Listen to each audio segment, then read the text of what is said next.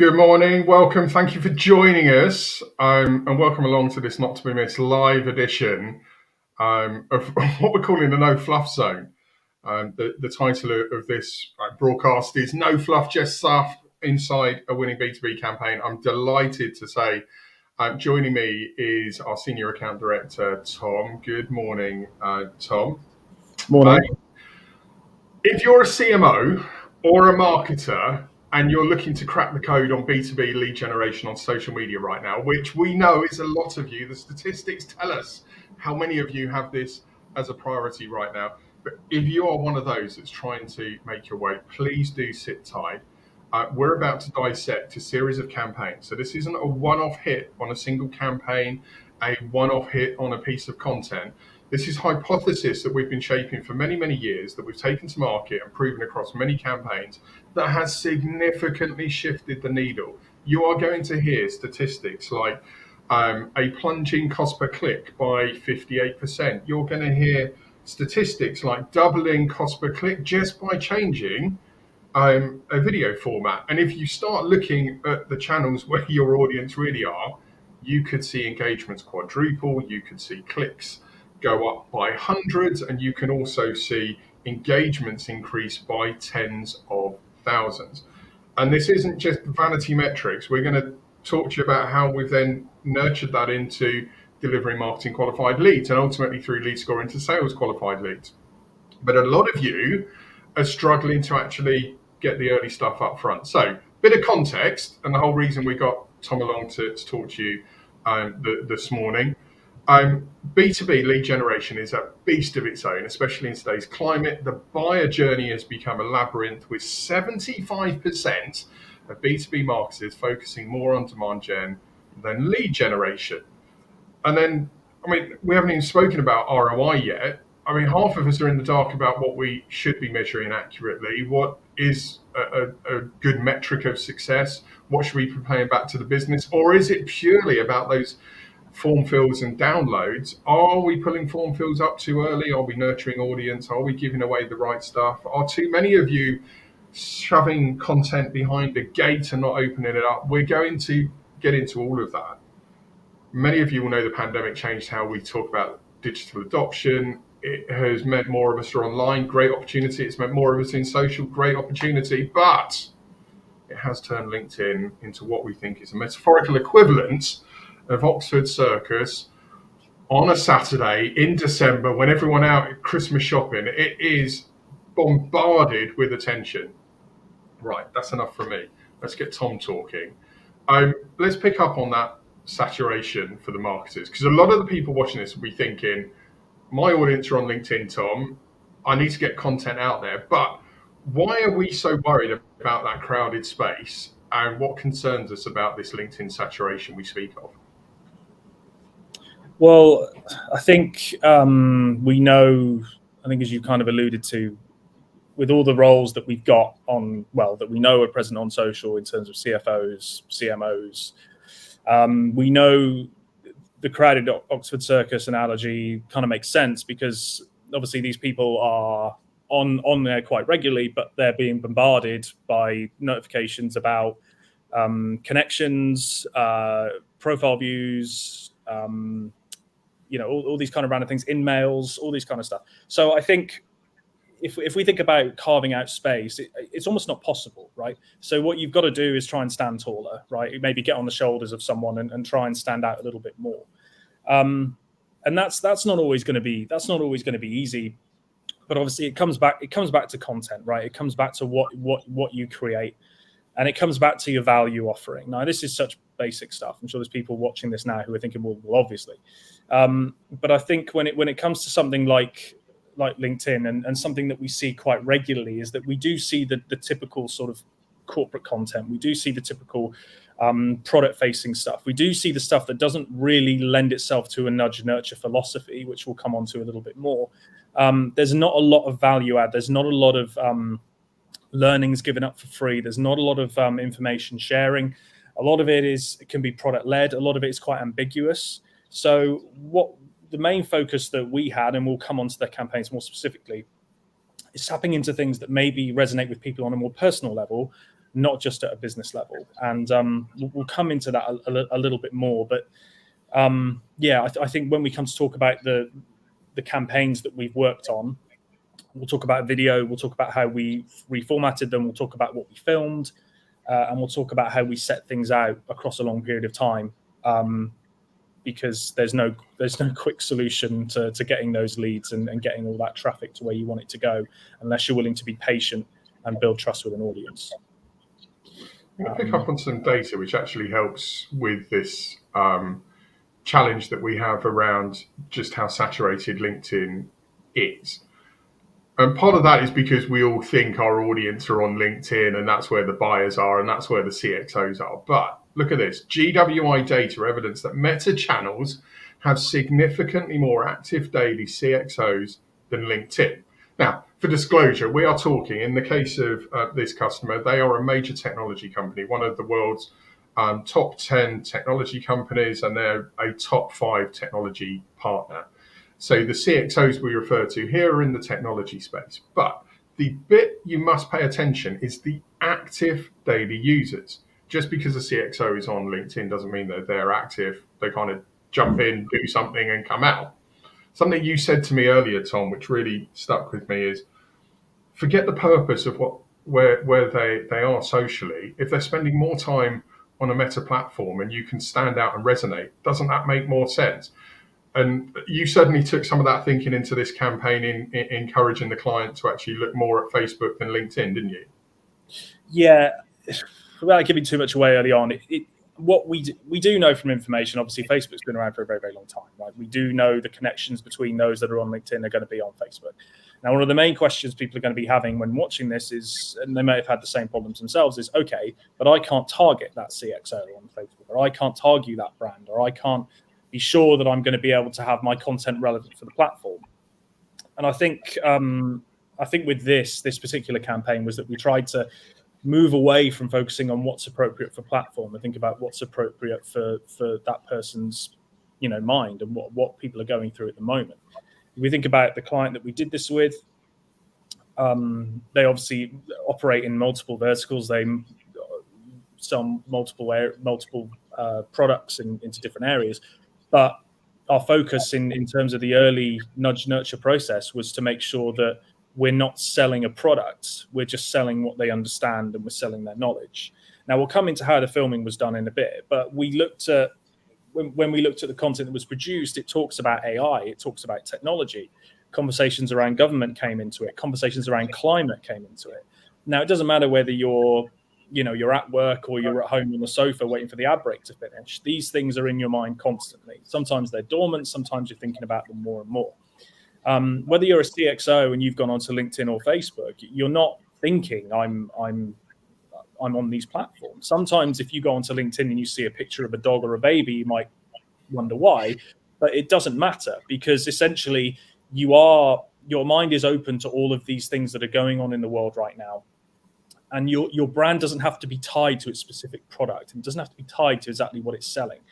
Always in the nudge and nurture process, as you'll know, is you're selling your trust and you're selling your knowledge. Your knowledge doesn't have to be outright upfront, everything about what you're selling.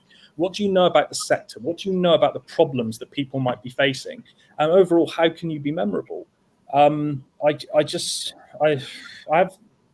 get a bit frustrated sometimes when you see brands thinking, well, we can't put that here, we can't put this there, like that doesn't make sense, or we need our audience to know about this. But the problem is your audience aren't thinking about you most of the time. They don't care about you most of the time when they go on their platform. If they're on LinkedIn, they're on Facebook.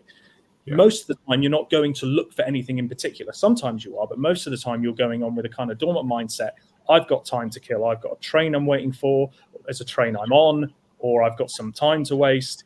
So entertain me. My mind is open. I want to learn. I want to understand what's going on. And if you're pushing a product that's incredibly niche and something that I don't care what the product name is, means nothing to me. It's not going to be memorable, right? I got a prime example this morning. I mean, for those of you who go on LinkedIn, you probably know a lot about Stephen Bartlett and the content that he puts up, right? I won't say what I saw on him this morning. You should go and check out for yourself. I'm not going to mention this on a call, but had nothing to do with the B2B sector, right? And it had nothing to do with Most of his content has nothing to do with helping you do your job better, right? He's talking about mental health. He's talking about diet. He's speaking to celebrities who just want an hour of martyrdom to basically get stuff off their chest. None of it has anything to do with how it helps your business, but he gets a heck of a lot of engagement, a heck of a lot of interaction. And yes, that's him, that's his brand, but there's no reason why you can't be doing something not exactly the same, but on a similar level that ultimately is memorable and resonates with people. That's all at the beginning. That's what we're touching on at the moment. So we're not at that lead gen phase yet. We're just talking about building that knowledge and the understanding that you have and being able to promote stuff that is interesting and connects with people on a day-to-day basis. Doesn't matter what you're selling, you can do it. You can find a hook and you can find a way to do it. That resonance part's really interesting. And I know that the early resonance in video is one of the reasons that you drove such compelling completion rates on a specific series of content. So filming flipped into short form animations and short form edits across the campaign. I think I got this right, Tom, but correct me if I'm wrong. You ran at a 22% average video completion rate on the campaign. And we're talking films that are 30, 40 seconds long in duration, just to be honest with people. And one of the films peaked at 33% completion rate. So that's not a 3-second view. That's not a 10-second view. That's not people scrolling and it registering and those really crap, rubbish metrics of a video view. This is high intent people that have consumed everything. How important was the resonance part that you've just spoken about in grabbing attention to drive the completion rates, do you think? It's basically everything, right? If we'll talk again, I don't want this to come across as disjointed so far, but basically we'll come on to why the video is filmed and what we did. But CJ alluded to vertical there, and we'll come into why that's so important with everything being mobile first, right? But when we looked at the videos, you know, we did some filming, and we filmed some experts talking generally about the situation regarding this particular company's area in their sector, and we just let the conversation flow. Now, we had an hour and a half long video, which we know that full length video is going on YouTube where people can watch it in full. And it lends itself to a well-produced, you know, back to front, here's a full story, full tale kind of video. We know, and you all know, that that's not useful for social. You know, no one's looking for award-winning 2-minute videos that tell a story from back to front unless you've got a really cool, maybe animation story that's quite unique. So with these videos, we looked at shattering down an hour-long clip. We got maybe 15 to 20 different segments. And these were interesting sound bites that, once again, none of them talk about the brand. None of the conversation talks about what they sell. None of them talks about how they help or their presence. We've just got a bunch of intelligent people in a room to talk about their understanding and their knowledge. And what we did was we looked into these short 2 to 3 minute clips where we have a wraparound topic. And I want to go back to Stephen Bartlett again. One of the reasons that he pulls everybody in is he's got that really impactful opening 4 to 6 seconds where he's got powerful captions with topics and content that resonates. And we look to do the same thing. And a lot of these topics talked about, you know, AI and you know, global warming and government. Like, these are all buzzwords. They're deep in your mind. And when you see them pop on large captions, by the way, not your typical just small captions, we have to have captions on social, la la la. We put them out pretty big and bold so that they were seen when we were scrolling. Such a simple and effective method, but it's no surprise that this was the video content that performed so well, because they were short clips, and we made sure we focused on the first 5 to 8 seconds to pull people in most effectively before playing the video through on full with more context behind what was being said. And that was a good way of sort of getting attention. And obviously for quite a few members of the audience, it was a case of just watching it all the way through, hopefully without realizing they were watching a 30-second or a 1-minute clip. That it was so engaging that they watched all the way through. So we've definitely taken some learnings from that. I'd encourage anyone to go and look at your own metrics about video completions, and when you see them, you'll understand why these statistics are so standout. If you were to ask me the key, look, everyone wants to do bold social media. It's one of the mantras of the immediate future, and I have not met a stakeholder yet who has said, no, I want to do boring content. But here's the thing. Lots of people say they want to do it, and very few then walk it. They get caught up in concerns about what will brands say and how does this reflect on leadership. We have a client that lives give us bold content. So even when there's a provocative conversation going on, AI, is it really the revolutionary technology enabler, or is it just causing ethical messes across the world? We were allowed to go and front that question and actually ask insightful people as a case in point. And then once that's bridged, you're naturally talking about how AIs can impact category, opportunity, market share, revenues. So it comes back to the enabler story at the right time, which then ladders to the demand generation. But CXOs are worried about, well, should we have an AI? Is it going to change the business? Is it just going to cost us a fortune? Is it going to create an ethical mess? These are valid questions. So if you as a brand aren't helping the CXOs come to an opinion or an understanding around it, you're missing a vital opportunity. And that's just one example of what you can do across industry. I know, Tom, you wanted to pick up on some of the ROI challenges that CXOs face at the moment.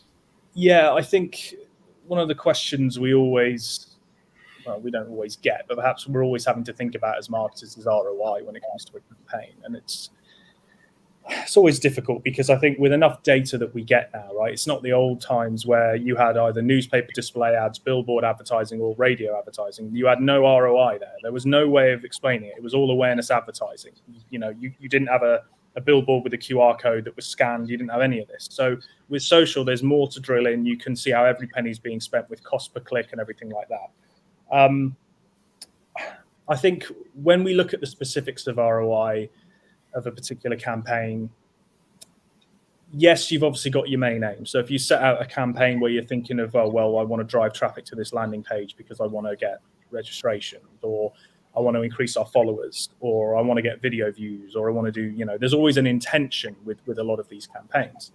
But there's so much data that's being produced that you can paint a picture however you like. It might be easy to look at a high cost per click on website visits, and people go, oh, that cost per click is way too high. That's not good. That means it didn't serve its purpose.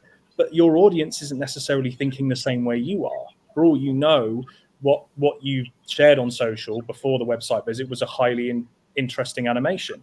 Perhaps the copy was really interesting. Perhaps they didn't follow you, and now they do follow you. So always measure the other elements, the other clicks, the video completions, with their comments, with their engagements.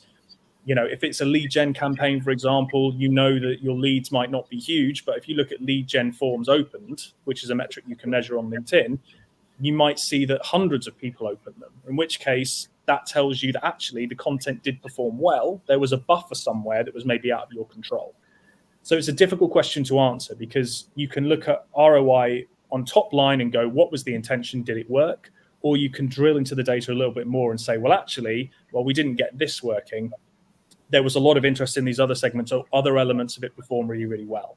So all I'd say is that don't lean entirely on what you're doing. It's like the video thing we've just spoken about.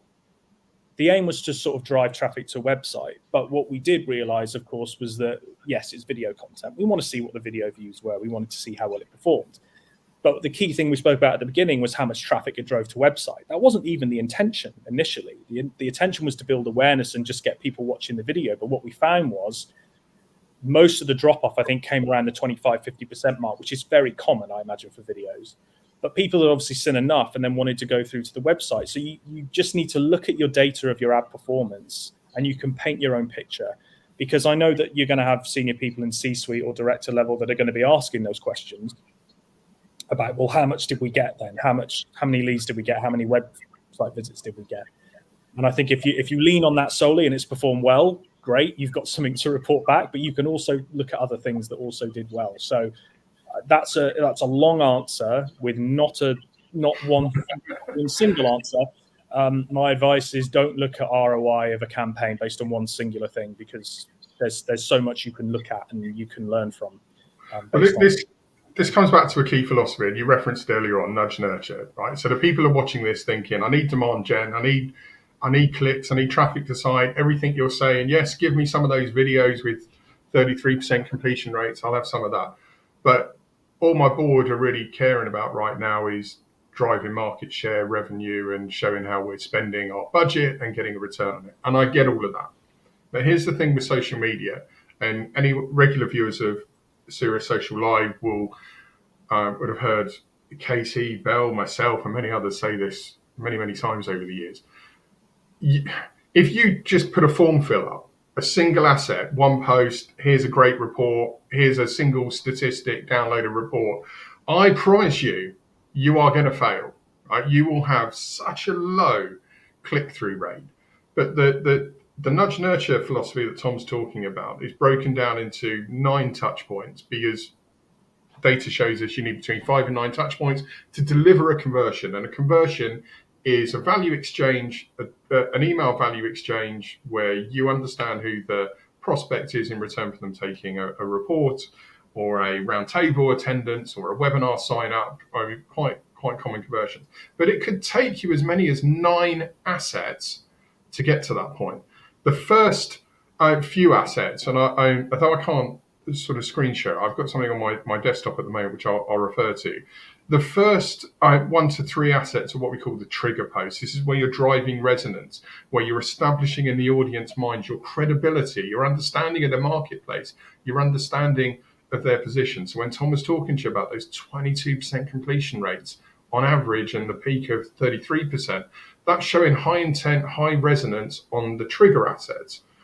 Posts numbered 4 through to sort of 6, 7, this is what we call the nudge nurture. So the what and the how did your business deliver the impacts and deliver on some of those statements that you've made. And you should lead with why orientated content at this part, because psychologically we process that better, although we still need to understand the how to fully understand what a business does. And you have to land all of those posts before you start hitting with the value exchange request. LinkedIn will sell you form fills on a single ad set. They'll take your money, they will give you it, they'll allow you to crack on. But what they won't tell you, and here's the frustration, their strategic team, when pressed, will answer this. They know that the performance on a single ad set is virtually non-existent. You need the nudge nurture piece up. Hell, go and take a look at some of their webinars. They will tell you this 5 to 9 touch point stuff, but they still sell you a form fill on a single asset. And that's really frustrating, because that's not understanding the business and putting your needs first. One of the questions we regularly get asked, and I just wanted to pick up on it, with so many people doing demand generation, why did we focus on it to deliver standout content? This is where we're going to sound a little egotistical. And when I say this, it's not a personal attack on B2B marketers, but there's an onus on us telling you a reality, a truth to what's going on in industry, right? And you need to hear the reality of it. While 75% of people are focusing on it, it is a very lean digit, the number of people that are doing it well and doing it right.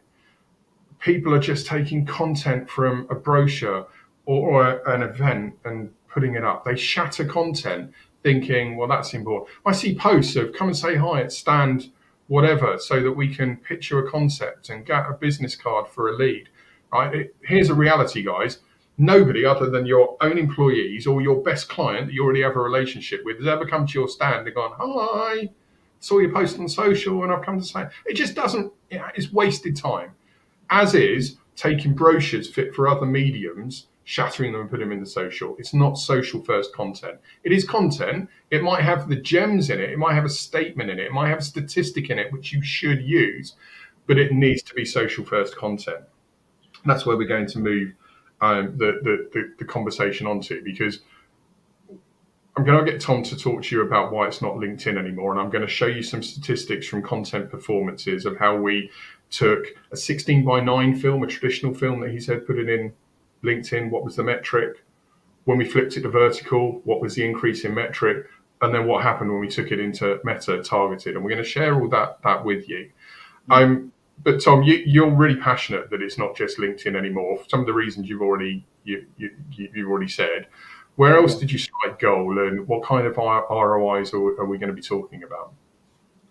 Well, I mean, I kind of already answered this briefly. I sort of jumped ahead, but I think the Facebook conversation is, we look at Meta, and I know that we, as marketers, on this. I'm sure you've had other people in parts of your business asking about why aren't we on TikTok and why aren't we here and what are we doing with this? You know, we've had an account on Instagram for 3 years, but no one's posting on it. What's going on? I think it's easy to gravitate B2B to LinkedIn, and there is definitely a good reason for that. We know there's a very tailored audience there. We know we can target so specifically. You know, I might know the name of Mr. X at company Y. I can't target him directly on LinkedIn with an ad, but I know that he is this role at this company. I've got a very good chance of nailing down an ad to him if I do some campaign ads on LinkedIn. But what we are seeing is that we know the audiences span multiple platforms now. We know that the age demographic of people moving onto multiple platforms is changing. You have more avenues and more areas with which to approach people. So focusing on a single platform isn't necessarily going to be the most valuable. Now, when we looked at Facebook for this, and we've done Facebook before, like we've done Facebook for campaigns a while ago, and I think we've brought them back now with the emphasis of focusing on purely video. And I know there's a question in the comments about this, but and I will come on to the comparison between imagery and carousels and video a little bit more. But the essence with it was that we know that a lot of these platforms now, video is king, right? And it doesn't matter if you're doing it on LinkedIn or any of the other platforms. With Facebook, we knew we could duplicate that content across and not have to alter it because we know that it impacts those people. We know the way we set it up, it was cross-channel safe, like it could be used in multiple ways, right? There's no adapting copy or visuals anymore. We know there used to be a time where everyone was like, well, you can't put the same copy out on Facebook than you do on LinkedIn. That's not really true. You can do that. But the main focus is obviously on targeting, right? We know that the targeting on Facebook is going to be a much wider net. We know we can't go as niche as we can on LinkedIn. However, based on your campaign budget, you can spend a lot less on Facebook and reach much, much wider. You can still, obviously, ever-changing way of Meta. Meta is always, I think, for some people, I think it's Marmite from a lot of people, Meta. But there's ways of reaching all of these people and more. You're casting a wider net. You're gonna get some flotsam and jetsam. You're gonna get maybe some clicks and some engagements that don't necessarily correlate with who you're looking for. But again, it comes back to the fact that if you are seeing these engagements and you are seeing this interaction and you are seeing the results and you're seeing the very low cost per clicks in below £1 and all that stuff, then you know that it's performing, right? So if you think about a large company that sells a product into multiple verticals, or even there is perhaps a B2B2C element, think of these people as saying, well, this is brand awareness. We come back to ROI again, right? If we're thinking about Facebook and we're saying, well, we want to generate leads through this, and I know that Facebook's working on that at the moment, but if we're thinking about, well, we want website clicks and we want this and we want that, Facebook's a great way to generate awareness, and awareness is the pinnacle of good advertising right at the beginning of a nudge nurture strategy. For all you know, that person at some way down the line is going to see something related to what your company sells, and it could be pivotal. It's just about having multiple ways of targeting those key people, which you want to target, which you know you can. It's harder to be prescriptive, but it's also reaching those wider people that you might not necessarily have been able to on LinkedIn. And that goes. I'm just going to interject, Tom. So there's a couple of questions, and one of them is really pertinent to this conversation. So the Queso Essential question: how important is video in social compared to imagery and carousel? Katie's absolutely right, but that nudge nurture piece that we spoke about in the middle, get your animations in there. Whether it's a podcast or a filming talking heads piece you're doing, that content can be flipped out into audiograms. It can be flipped out into statements, and carousels, whether still or animated, make huge impact in social. That should be part of your content bundle. Definitely do that. Tom Jayola, I hope I pronounced your surname correctly. I'm really pleased you asked this question. Does Meta still apply to service-based businesses or mainly product-based? Right, there is an urban myth that Meta is not for B2B businesses, and I take pleasure in going to stakeholders and convincing them that they've been caught up in this myth. I'm going to show you on the ticker tape below some data which adds credence to what I'm about to say. So we had a 16:9 video. So this is a normal video shot. Put it into LinkedIn. The run rate was about 1% click-through rate, which if you look at industry statistics for organic content, you will see that's actually at the upper end of what LinkedIn tell you is reasonable performance. We then took the same film, published as vertical, into LinkedIn, and just that one format change, it doubled click-through rates, reduced cost per clicks by 58%, and quadrupled engagement compared to the performance on the 16:9. To answer your question though, what gets really exciting is when we took the same vertical films that I've just told you about, published to a targeted audience on Facebook, CXOs within technology, engagement rocketed to over 11,000 with 766 link clicks, and the CPCs plummeting to just 34 pence. We have applied a big channel strategy change for a lot of our enterprise businesses because of this data. And I go back to what I said at the start of the call. This isn't one video, this isn't one story that overachieved in a moment. We've been running this hypothesis across many campaigns for many months, different seasons. So from the early part of the year, for those on a traditional fiscal year where 1st of April becomes your new budget year, we had content running through the February, March, April period. We then had content running through the B2B window when people have unlocked budgets and started to do stuff. We even ran content through the summer lean period when people tell us they're all off social and they're all holidaying. And then into the busy period we are, if you're a B2B operative right now, you know, it's event season, H2 is well and truly underway. And in fact, your eye is probably on your end of year targets now and how you fill all that up. But every business is doing this and every business is putting out content. But the majority of businesses are putting out rubbish content into LinkedIn. Hardly anyone is looking at data of who are our target audience, where are they active, what are the formats for those channels, and how can we go and create social first content using the insights and the intelligence that we've got. And just to show you that it goes beyond what we're talking about, some of you are going to be really shocked by this. GWI data, again, CXO's technology, aged 25 years up, spend more time on TikTok than they do on YouTube. And the demographic splits at the bottom there. So then one of the questions we're now asking enterprise businesses is, why are you putting your content on YouTube? Tom's answered one of the questions that's valid. If you've got an hour and a half film, YouTube is the place to go and put that. But again, the question we're now looking at, particularly around ESGs and CSR initiatives, why isn't that going into vertical video? Why isn't it going into TikTok? Why isn't it going into the meta channels in those formats? Because we've got data showing it absolutely kicks ass when it does it and brings you closer to your audience. Crap content, crap performance, no demand gen. Social first content packaged with the right format makes huge inroads. I hope that's answered your question, Tony. Tom, where are we at? Let me get back to the questions, because when I start talking and waffling and get distracted, I drag us in directions we're not supposed to go. Right? And the script writers are then thinking, ask that question. Right, we're covered demand gen. Why are we focusing on it when 75% out there are already doing it? Because they're not doing it well. Be better, be stronger, be bolder. Something Tom said to me off camera, which I do want to bring into this, is when to use gated content.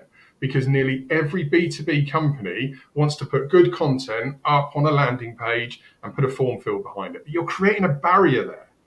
And one of the points that Tom makes in his nudge nurture philosophy is you've kind of got to give away a bit of content to hook people on the trust to drive the download. Or if you've got a crap layout on your landing page, it's not going to work, right, Tom? And there's an argument for, you called it being generous, I think. Yeah, well, or sort of charitable. I mean, it's easy to look at lead generation as being like, here's a campaign we want to run for a month where we'll gate some highly valuable PDFs, so they're either white papers or incredibly interesting thought leadership articles or whatever else, and that's fine, and it can work. But I think what we're increasingly starting to see and I think we've read about this in the last week, is that lead generation, in effect, trying to use lead generation forms on LinkedIn can be effective, but we're starting to see a little bit, perhaps a little bit of hesitation from the audience here. And that might be due to, I mean, again, we don't really know why, but it could be because they're receiving a lot at the moment, a lot. We know of a campaign that we did recently where the lead gen form rate openings were brilliant, really, really good. In terms of the rate of percentage of opens, they were really, really good. But there was a barrier to download. And we know that from, and I probably don't have to tell other marketers this that are watching, but yes, that you do have to give things up for free at the expense of maybe not getting that information. But ultimately, if you've got a valuable piece of content that builds trust in your brand and allows people to learn about you and what you understand, then they'll come back. They'll be there further down the line. You can use that 4 or 5 page white paper, which frankly, most of the time is not really interesting to read, but break it out. It's different animations. Someone raised a question in the comments, carousels, right? You can use carousels, you can use animations, you can use different ways of breaking down this information and give it for free, right? And in your particular role, in your position, if you can explain a click or a like or a click through to a landing page or a comment, that's not a physical lead, but if you can see who those people are, you can get an attraction, you can get an idea of who's interacting and who is interested, and you can monitor performance based on that. Lead gen has its place. I think we'll look to try and fine tune what we do. We obviously know what we've seen, what we know with the B2B sector. Okay, new financial year, April, May, busy. September, busy. October, busy. January, boom, we need to get everything out before the end of financial year. These are busy months within B2B. So always think about, with your campaigns, how you're planning. Don't be afraid to take a risk. Don't be afraid to maybe push things a little bit later, start things a little bit earlier, right? B2B doesn't turn off during summer and it doesn't turn off during Christmas. It's a myth. You can take risks here and there, right? Don't be afraid to do things, not full pelt. Don't put 100% effort behind it, but test and learn is another thing I would suggest. Always come back to this is where your vertical video push came into play, right? Because look, I'm going to be honest about it. Tom and I were talking Meta in B2B probably a year ago, and Tom was rightfully advocating some of the challenges with Meta. There was trolling going on. There was assertions of it being a toxic platform. And we had to listen to all of that and go and look at it and then look at the data. Is this still going to work, or is this going to be brand damaging? The vertical video campaign we've run has had no trolling, right? Now, the interesting thing about, yes, it's a targeted audience, but if it's good content that's informing and educating the audience and it's using verticals, so it's going full display on mobile, if you're putting 16:9 out on mobile, 16:9 now goes into a small block within the feed, within your mobile. I mean, I'm getting on now. I'm well into my late 40s. It's not too long before I'm going to need a microscope to be able to see some of that content in social. But by going vertical, you get the full display. The other tip I would encourage businesses to not be fearful of is it's okay for that content to look consumer-like with the block text. Don't just put those boring subtitles at the bottom that appear in full. Somebody who does it really well.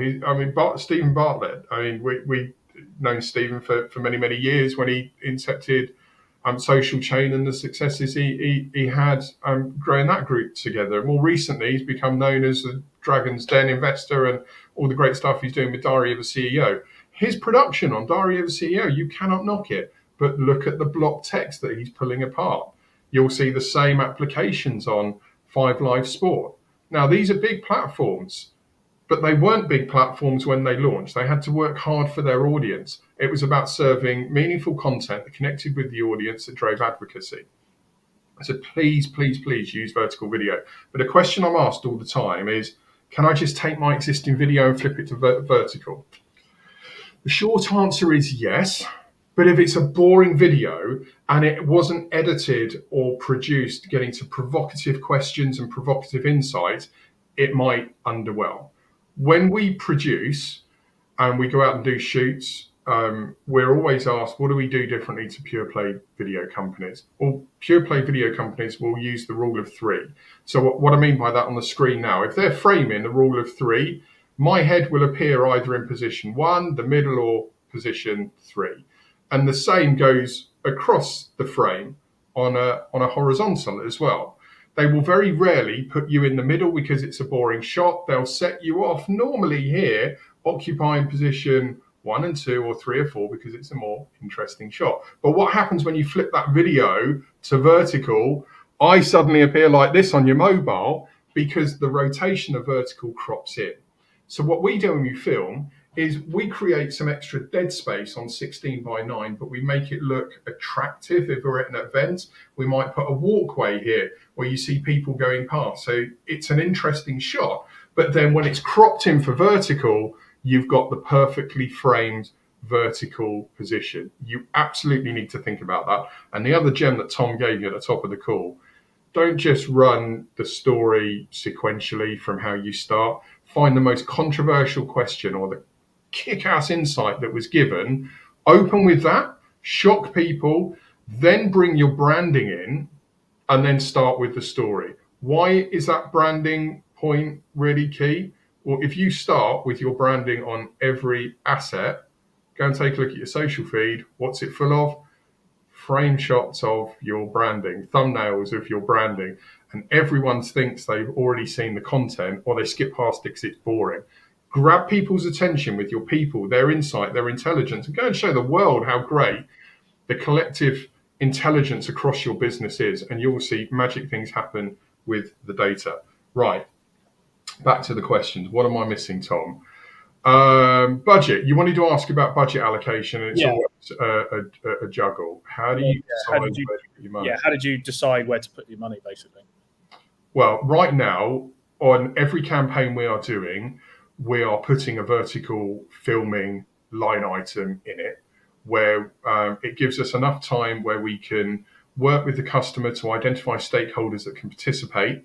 We can work with them to understand how to present themselves and how to conduct themselves better in an interview. Then we get out on site and we film it as if it's live, end to end, candid conversation. I do host a lot for customers, and I'm regularly asked why. It's a tall order getting somebody that can learn a script, being able to talk competently and confidently to camera without getting nervous about it.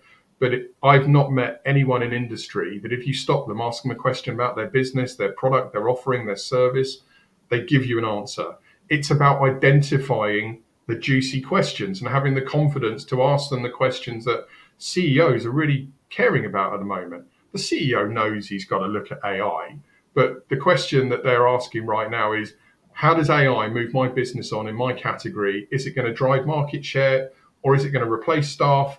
From a staff perspective, am I going to lose my job? Am I going to be replaced by a robot? The answer is no, but you've got to give more than that. What are they going to be doing if you bring in AI in to automate some duties? How are their strategic minds going to be applied? What does that lead to? Where does the opportunity come from? Where does the value impact come from?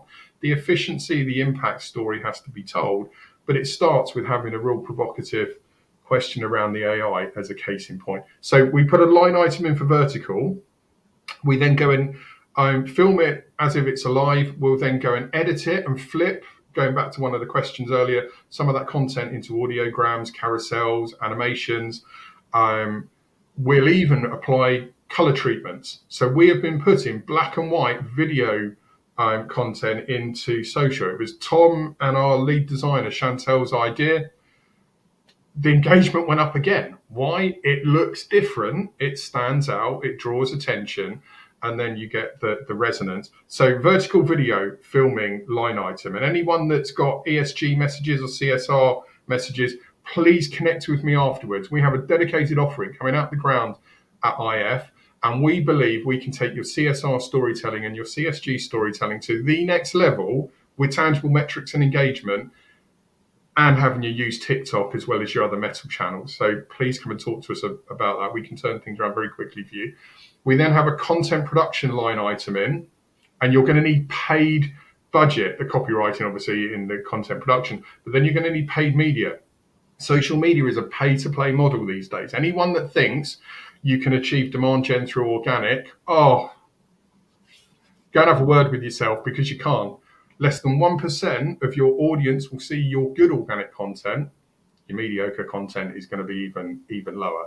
But there are things that are good with organic. If you get more than a dozen people commenting on a post, you get little micro boosts and you can extend it a bit, but you're never going to drive double-digit engagement metrics organically unless you're kickstarting attention with paid.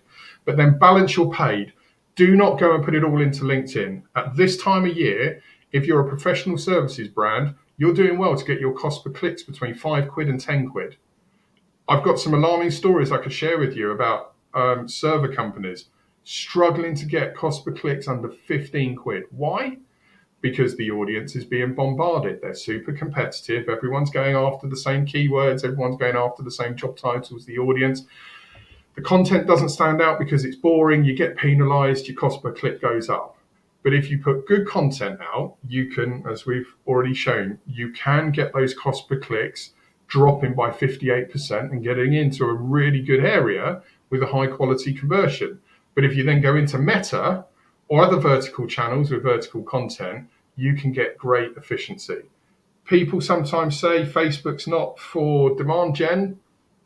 Maybe go and have a word with Zuckerberg and ask him why he bought a company that interfaces data straight into Salesforce now. So you can actually collect leads in Meta, flow straight into your demand gen. Why did he go and buy a data insights company that sits in the back end that plugs into their mRobot machine that actually helps with the targeting? For years, he has been building an offering quietly in the background to go and compete with LinkedIn, because LinkedIn has a reputation of being the corporate networking tool, right?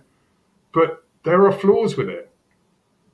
They were the last channel to bring live to market, even with the Microsoft power behind them. They were 3 years behind some other channels, really, really slow.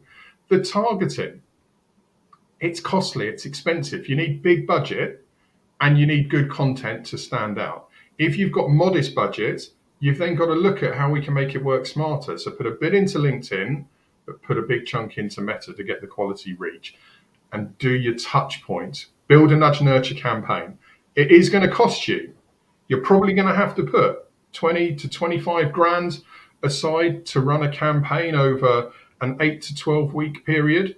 But I promise you this, if you allocated the budget, did it how we asked, your marketing qualified leads and going through to your sales qualified leads will be better than anything you've got within social if you allow us to be bold with the content, incorporate vertical, and ask your stakeholders some pretty juicy questions that all your audience are thinking. They just want somebody to be ballsy enough to answer it and have an opinion.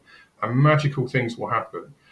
If you then got data going back to your board showing how you've got incremental returns, getting more budget to scale things will be easily done. But you can't shortcut this.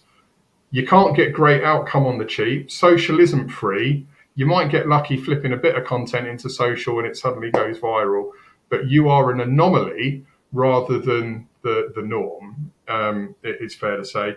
And you probably need an external stakeholder to pull you away from where you get dragged to. We've got to talk about this message because that's an important offering. We've got to talk about this service because the board are saying that's where our numbers are going to come from in the next 6 months. Okay, great. But how do we talk about the problems in industry that are solved by your offerings rather than buy this product now? There are companies out there who are today publishing assets about computers and servers and with a buy now message. Put your hands up if you've ever bought a server based on seeing a flipping social post. Nobody has. It doesn't happen. It's wasted. It's boring. People scroll past, right? So stop, take a step back and look at some juicy stuff. And not only will you have more fun, but you'll have far more impact. Rant over. I'm sorry. Tom, I might have just answered this, but one piece of advice for our CMO audience on social media and B2B demand gen, what should they do? I guess kind of following on from what you just said, it's kind of hard to quantify. I mean, it's hard to reduce this into something that's not going to sound like I'm telling you what you already know. But I'm going to pick up a little bit on what you sort of alluded to there, CJ. We talk about LinkedIn and we talk about the audience, talking about cost per click. Part of the reason the cost per click is high, particularly if we're looking in technology area, or since post-COVID, the general cost of targeting this audience has gone up. We know that technology now, we're leaning on it more than ever. Hybrid IT, all of these elements, we're now leaning on them more than ever, right? So more companies are advertising to these senior people who are looking for these solutions. You've got a more crowded marketplace than you ever had before.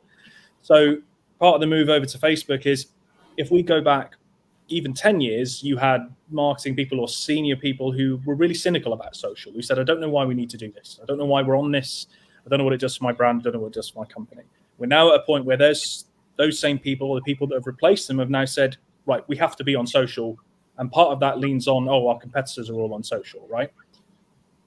A lot of the time, your competitors are doing stuff wrong. So don't always learn from them. But there's a slow message that we're seeing here. One is, why do we need to be on social? Now it's, okay, we do need to be on social. There's still a gap between how do we do it right, okay? This is not PR. This is not editorial, right? You haven't got to pitch to a journalist. You haven't got to get everything, you haven't got to dot the I's, cross the T's, whatever. You haven't got to get everything perfect. Social is a blank canvas which you can use for a very minimal cost. And if you nail it, you're going to do really, really well. Moving on shortly from what CJ said, we've now got this area of cynicism around Facebook. Okay, I'm on LinkedIn. Our brand's on LinkedIn because it makes sense as a B2B brand. We don't need to be anywhere else. Again, you're a few years behind. It's wrong. You should be everywhere. You can be everywhere, provided you've got the resource and you've got the time and you've got the budget. We are seeing movements, particularly on Meta, where, as we see, Zuckerberg's doing things to try and pull that B2B element through. He has, whatever you think about him, Facebook has done, is still doing really, really well.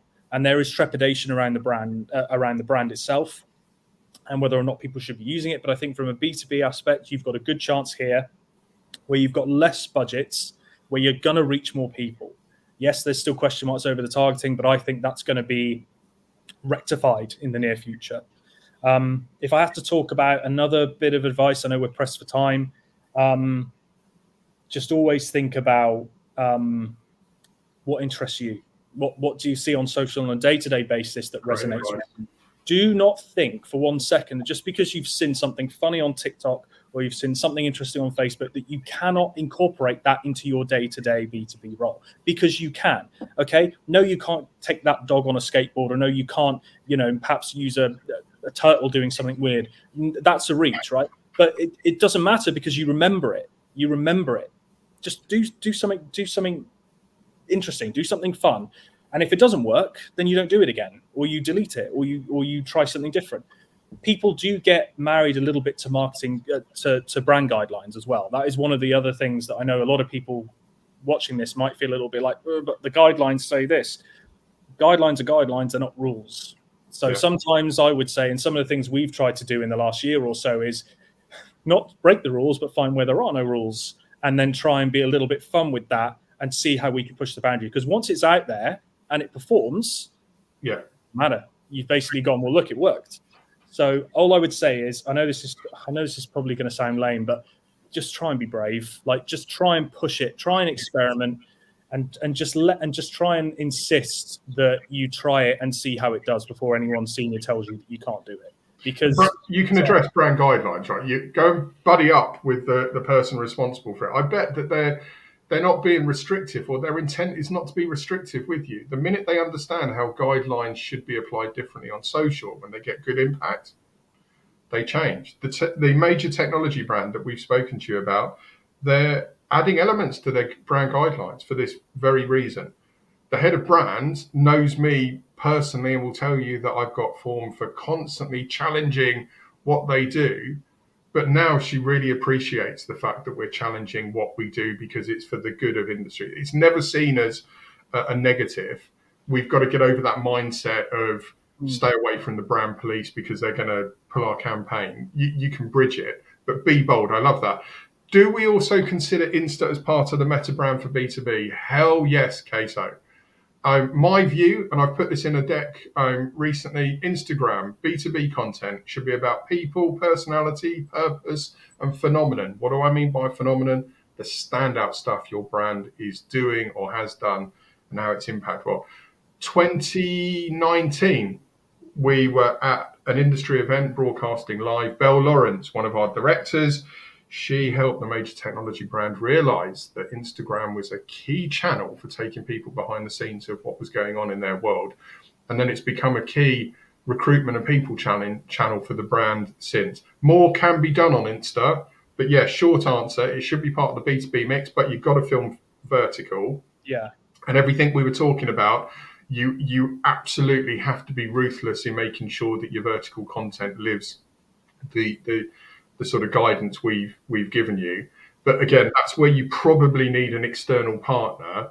A bit like when you go into a BBC Studios. Whenever I'm in there, there's a producer pulling me back to the core questions and the core topic and the editorial agenda that we need to live. You need that partner pulling you back. Well, the CTO might want you talking about how we're going to drive market share on servers by 25%, but nobody out there gives a hoot about it. But if your offering increases security by, I don't know, 30%, and you've got blockchain technologies embedded in it, which is going to make it easier for secure documents to be shared. For example, let's talk about the challenge and the threat of sharing secure documents online and what can happen when that goes wrong and why you need to have end-to-end security. For example, that's just me thinking on my head.